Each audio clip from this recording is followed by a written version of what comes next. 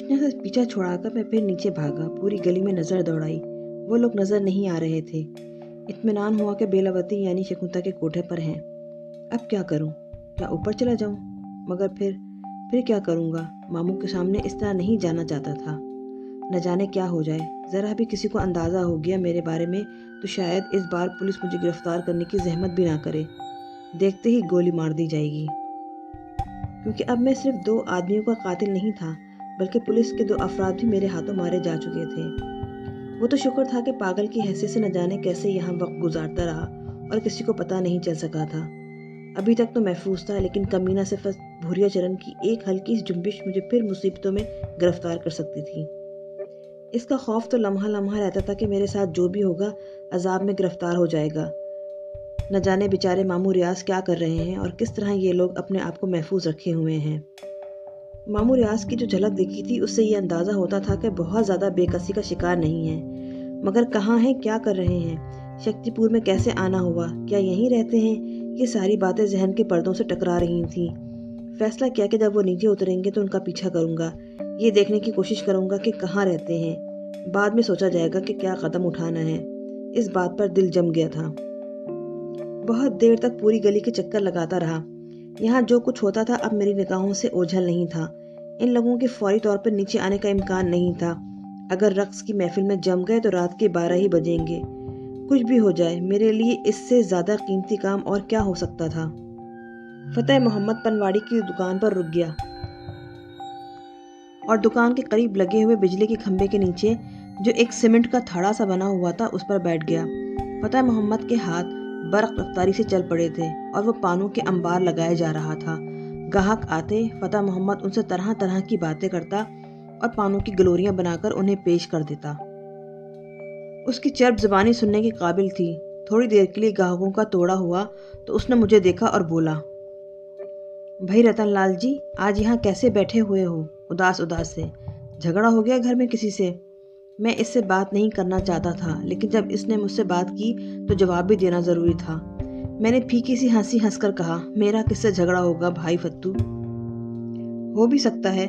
वैसे एक बात अपनी खोपड़ी में ऐसी अटकी हुई है कि खोपड़ी का भूसा निकल गया है। सोच रहे थे कि तुमसे पूछेंगे, जब भी हाथ लगोगे ज़रूर पूछेंगे। क्या भाई फत्तू? मैंने पूछा। यार, उस दिन जब तुम हमसे बातें कर रहे थे तो तुम्हारे मुंह से अचानक मेरे खुदा निकला था। ये क्या चक्कर है? तुम तो हिंदू हो ना?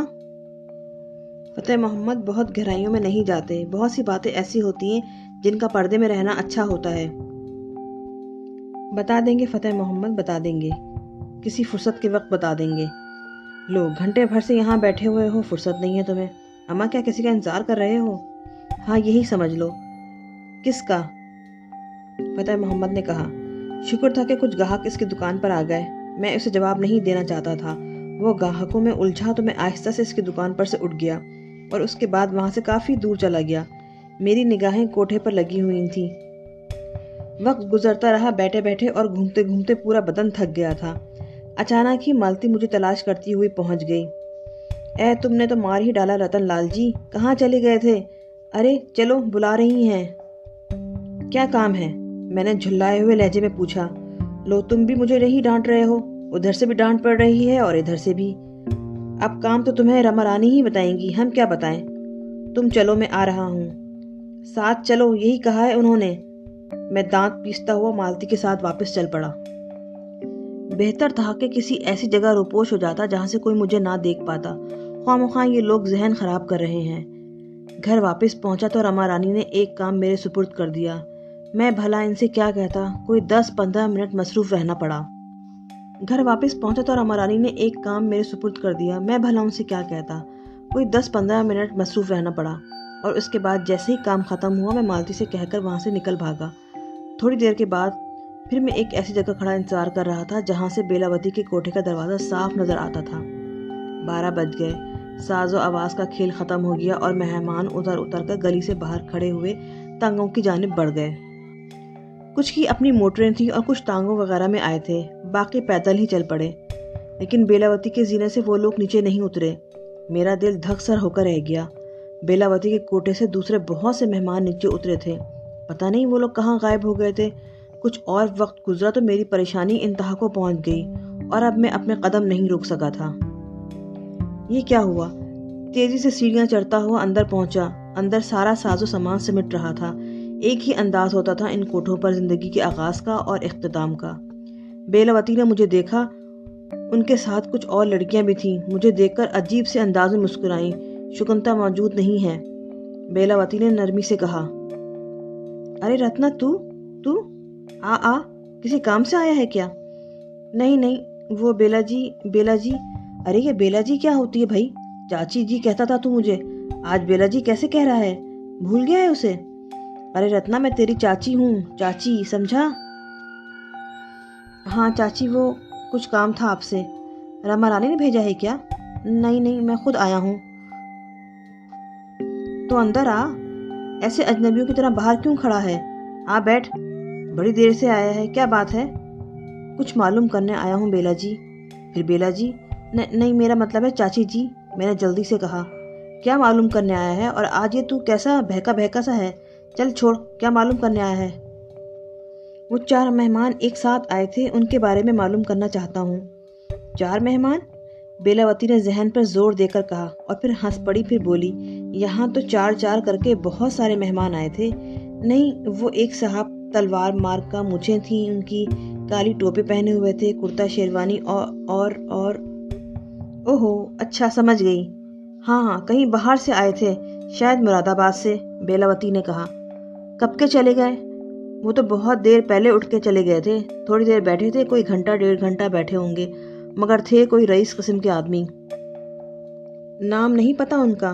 پوچھا تھا، نام نہیں بتایا، کہنے لگے کہ مسافر ہیں، ناموں میں کیا رکھا ہے، بس فن کے قدردان ہیں، فن دیکھنے آ گئے تھے۔ شکنتا کو بہت کچھ دیا ہے انہوں نے، اچھے صاحب حیثیت معلوم ہوتے تھے۔ یہ آپ کو کیسے پتا چلا کہ مراد آباد کے ہیں؟ بس یوں ہی انہوں نے خود ہی بتایا تھا، کہنے لگے کہ مراد آباد سے آئے ہیں آپ کی دھوم سن کر۔ ہم نے نام بھی پوچھا مگر بتایا نہیں۔ اوہو، وہ ان کے ساتھ اور بھی لوگ تھے؟ ہاں، سب ان کے مصائب معلوم ہوتے تھے، کوئی اچھے خاصے نواب وغیرہ لگتے تھے، رئیس آدمی تھے۔ کیا وہ میرا مطلب ہے کہ واپس مراد آباد چلے گئے؟ لے، مجھے کیا معلوم، مگر تجھے ان کی کھوج کیوں لگی ہوئی ہے؟ بیلاوتی نے کہا۔ نہیں چاچی جی، بس ایسے ہی عجیب سے لوگ تھے، نہ جانے کیوں جانے پہچانے سے لگ رہے تھے، معلوم کرنا چاہتا تھا کہ کون ہے۔ بیلاوتی نے گہری نگاہوں سے مجھے دیکھا اور بولی، لے، مجھے کیا معلوم تھا، پتہ چل جاتا تو نام پتہ بھی پوچھ لیتی ان کا۔ لے، مجھے کیا معلوم تھا، پتہ چل جاتا تو نام پتہ بھی پوچھ لیتی ان کا۔ اب اتنا تو تجھے پتہ ہی ہے، یہاں نہ جانے کون کون آتا ہے، بڑے بڑے 30 مار خان ہوتے ہیں ان میں، مگر ہمیں ان کی 30 مار خانی سے کیا لینا، ہمیں تو بس اتنا ہی کام ہوتا ہے ان سے جتنی ضرورت ہو۔ آ بیٹھ، کچھ کھائے پیے گا؟ نہیں چاچی، بہت بہت شکریہ، میں نے مایوسی سے کہا۔ دل رو رہا تھا، یقیناً ان دونوں لمحات میں سے کوئی لمحہ ان کے جانے کا ہو سکتا تھا جب مجھے واپس گھر جانا پڑا تھا۔ سب پر غصہ آ رہا تھا، کشنا نے مجھے پھولوں میں الجھا لیا تھا اور مالتی مجھے بلانے آ گئی تھی۔ بہت ہی برا ہوا تھا، بہت ہی برا، بری طرح نڈھال ہو گیا تھا۔ دل پر ایک عجیب سا بوجھ لیے واپس آیا اور اپنے کمرے میں آ کر پڑ گیا۔ یہ تو بہت برا ہوا۔ کیا ماموں ریاض بھی ان کے ساتھ مراد آباد سے آئے تھے؟ مراد آباد، لیکن وہ فوراً ہی مراد آباد تو نہیں چلے گئے ہوں گے، شکتی کپور میں نہ جانے کہاں ٹھہرے ہوں گے۔ بہرحال شکتی کپور بھی اتنی چھوٹی جگہ نہیں تھی کہ میں ایک ایک گھر میں جھانک کر انہیں تلاش کر سکتا۔ میری بد نصیبی نے میرا ساتھ نہیں چھوڑا تھا، اگر ہمت کر کے ماموں ریاض سے مل ہی لیتا تو کیا ہو جاتا، جو ہونا ہے وہ تو ہر قیمت پر ہی ہوگا۔ ایک بار پھر وہ میرے ہاتھ سے نکل گئے تھے، جی چاہا کہ دیوانہ وار باہر نکل جاؤں، گلی گلی کوچے کوچے میں ماموں ریاض پکارتا پھروں، لیکن اس سے کیا ہوگا۔ شکتی کپور میں زیادہ اچھے ہوٹل تو نہیں تھے، لیکن وہ نواب قسم کے آدمی تھے، ہو سکتا ہے کہ کسی ہوٹل میں ٹھہرے ہوں۔ ایک دم سے اٹھ کر بیٹھ گیا، یہ فیصلہ کیا کہ ہوٹلوں کے چکر لگاؤں، معلوم کروں، لیکن نام پتہ بھی تو نہیں معلوم تھا، دیوانگی ہی تھی میری، میں ماموں ریاض کو پھر سے کھو بیٹھا تھا۔ لیکن ماموں ریاض، آخر وہ یہاں کیسے آئے؟ وہ تو ان چکروں میں کبھی نہیں تھے۔ یہ اندازہ تو ضرور ہو رہا تھا مجھے کہ وہ شوقین صاحب جو عجیب سا حلیہ بنائے ہوئے تھے ماموں ریاض کو لائے ہوں گے اپنے ساتھ، ورنہ ماموں ریاض تو بڑے نیک فطرت آدمی تھے، لیکن وہ مجبور کیسے ہو گئے؟ بہت سی باتیں تھیں وہ ذہن میں چکرا رہی تھیں، لیکن جواب کسی بات کا نہیں مل رہا تھا۔ بڑا دکھ ہوا تھا مجھے اپنی اس حماقت پر۔ زیادہ سے زیادہ کیا ہو جاتا، یہ تو کیا جا سکتا تھا کہ ماموں ریاض کا پیچھا کر کے ان کے ٹھکانے کا پتہ لگا لیا جاتا اور پھر ان سے ملتا۔ دل میں مختلف سوالات کے جواب خود ہی خود دے رہا تھا۔ ہو سکتا ہے ماموں ریاض سے ملنے کے بعد صورتحال کچھ اور زیادہ پریشان کن ہو جاتی۔ وہ مجھے نہ چھوڑتے، گھر لے جاتے، امی اور ابا کے پاس لے جاتے اور پھر میں ان کے ساتھ رہتا اور وہ مصیبتوں کا شکار ہو جاتے۔ جو کچھ ہوا بہتر ہی ہوا، میں نے ٹھنڈی سانس لے کر سوچا۔ ماں باپ کو، بہن بھائی کو یاد کر کے آنکھوں میں آنسو بھر آئے تھے۔ یہ آنسو نہ جانے کب تک تکیہ بھگوتے رہے تھے اور بھیگے ہوئے تکیے پہ رخسار رکھ کر سو گیا۔ آنسوؤں کی ٹھنڈک خواب آور بن گئی تھی۔ صبح دل بڑا بوجھل تھا۔ سارا دن بے کیف گزرا۔ شام ہوئی، رات ہو گئی، لیکن اب میری قوت برداشت جواب دے گئی تھی۔ اس سے زیادہ یہاں رکنا ممکن نہیں تھا۔ مجھے اندازہ ہو گیا تھا کہ کسی سے رشتہ قائم ہو جائے، کسی سے ٹوٹ جائے، لیکن بھوریا چرن مجھے نہیں چھوڑے گا، کہیں نہیں چھوڑے گا۔ وہ ہر جگہ پہنچ سکتا ہے مجھے اپنے کام پہ آمادہ کرنے کے لیے۔ وہ ہر گر آزما سکتا ہے۔ یہاں بہت سے لوگ تھے، ہر ایک کا اپنا معاملہ تھا، کسی کو بھی میری وجہ سے نقصان پہنچ سکتا تھا۔ البتہ ایک اندازہ میں بارہا لگا چکا تھا، بھوریا چرن نے اب تک صرف ان لوگوں کو صفحہ ہستی سے مٹایا تھا جو میری کہانی سے یا اس سے واقف ہو جاتے تھے، یا جو میرے اس مسئلے کے لیے کچھ کرنے پہ آمادہ ہوئے تھے۔ جن لوگوں کو اس بارے میں کچھ نہیں معلوم ہوتا وہ محفوظ رہتے تھے، پھر بھی خطرہ تو رہتا تھا۔ یہاں مجھے بہت ساری پریشانیاں تھیں۔ ضمیر اس ماحول کو برداشت نہیں کر رہا تھا۔ یہ لوگ کچھ بھی تھے، میرے حق میں برے نہیں تھے۔ اگر میری وجہ سے انہیں نقصان پہنچا تو کچھ نہیں کر سکوں گا ان کے لیے۔ شکنتلا اور کشنا کا معاملہ تھا، پولیس تھی، نہ جانے کیا کیا تھا۔ یہاں سے اب نکل جانا چاہیے، آخری فیصلہ کر لیا۔ بہت وقت گزرا تھا یہاں عالم بے ہوشی میں، اور اب عالم ہوش میں رما دیوی کے احسانات بھی تھے مجھ پر۔ جانے سے پہلے ان کا شکریہ ادا کرنا ضروری تھا۔ ایک کاغذ اور قلم تلاش کیا میں نے اور لکھنے بیٹھ گیا۔ میں نے لکھا، رما رانی جی، بڑے فخر سے، بڑے مان سے میں آپ کو ماتا جی کہہ سکتا ہوں۔ اس دن آپ نے کہا تھا کہ میں ہوش میں آؤں گا تو اس جگہ کو برا سمجھوں گا اور یہاں سے چلا جاؤں گا۔ میں اس وقت ہوش میں آ چکا تھا، سب کچھ جان چکا تھا، سب کچھ سمجھ چکا تھا۔ رما جی، اس دنیا کو میں نے بہت زیادہ نہیں دیکھا، جتنا دیکھا ہے وہ مجھے بتاتا ہے کہ ماں کسی شکل میں بھی ہو، ماں ہوتی ہے۔ میرا مسئلہ کچھ اور ہے۔ میں ایک مسلمان لڑکا ہوں اور اپنی غلط کاریوں کے عذاب سے گزر رہا ہوں۔ میں جہاں جاتا ہوں میری نحوست میرے سرپرستوں کو نقصان پہنچاتی ہے، کئی بار کا تجربہ ہے، اور میں اس گھر میں اپنی نحوستیں نہیں چھوڑنا چاہتا، اس لیے یہ گھر چھوڑ رہا ہوں۔ اگر میں ان نحوستوں کو شکست دے سکا تو ایک بار عقیدت کے پھول لے کر آپ کے گھر ضرور آؤں گا اور آپ کو بھری محفل میں ماں کہہ کر پکاروں گا، کیونکہ آپ اس قابل ہیں کہ آپ کو ماں کہا جائے۔ آپ کا بد نصیب رتن۔ یہ کاغذ تہہ کر کے تکیے پر رکھا، باہر نکلا تو مالتی نظر آئی۔ میں نے اسے روکا۔ مالتی، کچھ پیسے ہیں تمہارے پاس؟ جی رتن جی، 200-400۔ یہ 200 ہیں، اور لا دوں؟ نہیں، بس کافی ہیں، میں نے کہا اور پیسے جیب میں ڈال کر باہر نکل گیا۔ بہت افسردہ تھا۔ دنیا کے لیے یہ بہت بری جگہ تھی، لیکن مجھے یہاں بہت پیار ملا تھا، بڑی اپنائیت ملی تھی۔ دل دکھ رہا تھا اس جگہ کو چھوڑتے ہوئے۔ سیدھا ریلوے اسٹیشن کا رخ کیا اور جو پہلی ٹرین آئی اس پر بیٹھ گیا، یہ معلوم کیے بغیر کہ یہ کہاں جا رہی ہے۔ ریل میں طرح طرح کے لوگ بیٹھے ہوئے تھے، ہمیشہ ہی ہوتے ہیں۔ یہ میرا پہلا سفر تو نہیں تھا۔ یہ سب مجھ سے کتنے مختلف ہیں۔ بے شک ان سب کے ساتھ مسائل ہوں گے، لیکن مجھ سے مختلف۔ یہ ان کا حل تو پا سکتے ہیں، میری مشکل کا تو کوئی حل دور دور تک نہیں ہے۔ میرے ذہن میں تو کوئی راستہ ہی نہیں آتا، نہ جانے میری انتہا کیا ہے۔ اب تو درد ہی دوا بنتا جا رہا ہے۔ اتنی مشکل آ گئی تھی زندگی میں کہ آنے والی کسی مشکل کا خوف باقی نہیں رہ گیا تھا۔ ہاں، اتنا ضرور کر سکتا تھا کہ کسی اور کو اپنی مشکل کا شکار نہ ہونے دوں، اور یہ کر رہا تھا میں۔ ان مشکلات میں جینا سیکھ رہا تھا، مگر ان محبتوں کا کیا کرتا جو دل کے گوشے میں جا گزین تھیں؟ ان پیاروں کو کیسے بھول سکتا تھا جن کے ساتھ ہوش کی صبح ہوئی تھی؟ سچی بات یہ ہے کہ اب تو زندگی سے دلچسپی ہی نہیں رہ گئی تھی۔ مجھ پر بہت سے مقدمے قائم تھے، ہو سکتا ہے اب تو مجھ پر کوئی انعام بھی رکھ دیا گیا ہو۔ گرفتار ہو جاؤں تو کچھ برا بھی نہ ہوگا، مگر وہ منحوس تو مجھے مرنے بھی نہیں دے گا۔ وہ مجھے مرنے تو دے۔ آنکھوں میں غنودگی سی آ گئی، شاید کچھ نیند کے جھونکے بھی آئے تھے۔ قریب بیٹھے ہوئے ادھیڑ عمر شخص نے ہمدردی سے ایک طرف سرکتے ہوئے کہا، نیند آوت ہے رے بیرا، لو لیٹ جاؤ، سو جاؤ، ہم جاگت رہیں۔ نہیں بابا جی، شکریہ، آپ کو تکلیف ہوگی۔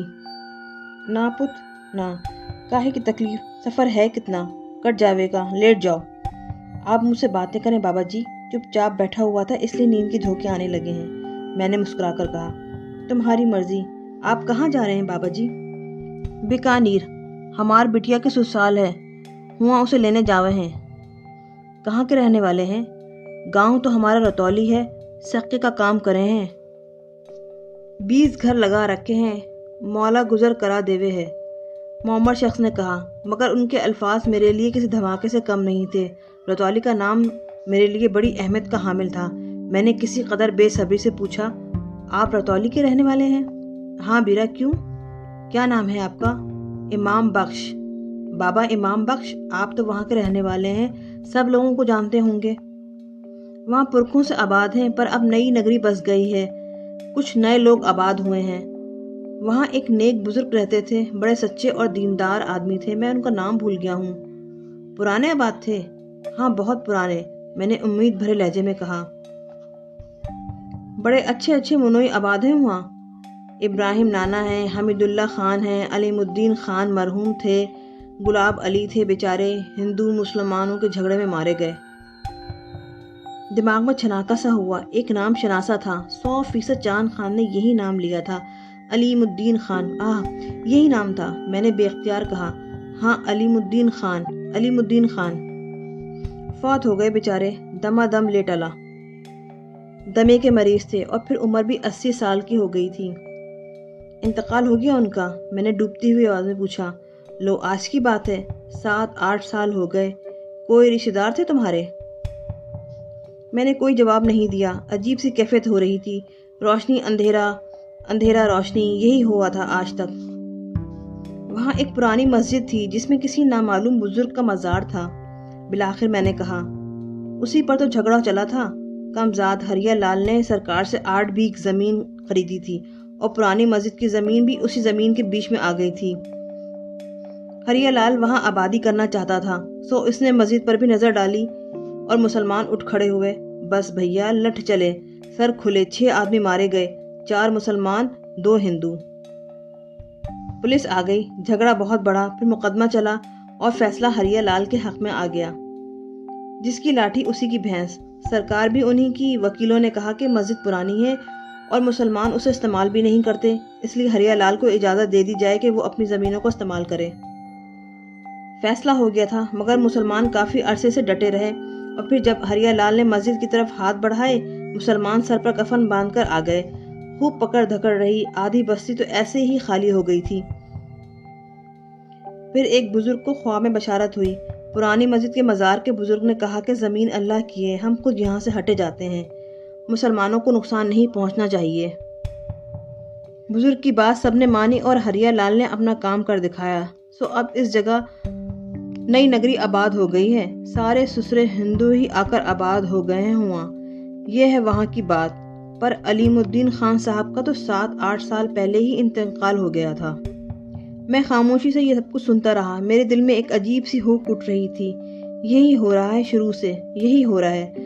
भूरिया चरण हर रास्ता रोक लेता था। तकदीर अगर कभी कुछ सामने लाती तो भी भूरिया चरण खेल ही खत्म कर देता। क्या इस कमबख्त का कोई तोड़ नहीं है? वो सबसे बड़ा ज्ञानी तो नहीं है, इससे भी बड़े बड़े होंगे। सिफली उलूम के माहिर और भी बहुत से होंगे, क्या उन सबको ऐसी ही क़ुव्वतें हासिल होती हैं? भूरिया चरण एक इंसान ही है और काले जादू का माहिर। उसे इतनी बड़ी क़ुव्वत कैसे हासिल हो गई? और अगर इससे ज़्यादा ताकत वाले सिफली उलूम के माहिर हैं तो क्या उन्हें भूरिया चरण के खिलाफ इस्तेमाल नहीं किया जा सकता? या फिर उसके सामने ऐसी क़ुव्वतें ले आई जाएं जो मजहब से ताल्लुक़ रखती हैं? भला काले जादू का एक माहिर कुरानी उलूम के सामने कैसे टिक सकता है? अगर किसी बुजुर्ग की नज़र वाकई हो जाए मुझ पर तो क्या मेरी कश्ती पार लग जाएगी? ये ख्याल दिल में अजीब से एहसासात पैदा करने लगा। बेचारा इमाम बख्श सादा निगाहों से मेरा चेहरा देख रहा था। फिर इसने गर्दन हिलाते हुए कहा, रतौली गए हो भैया कभी? नहीं बाबा जी, मैं कभी नहीं गया। तो फिर अलीमुद्दीन खान के बारे में कैसे जानते हो?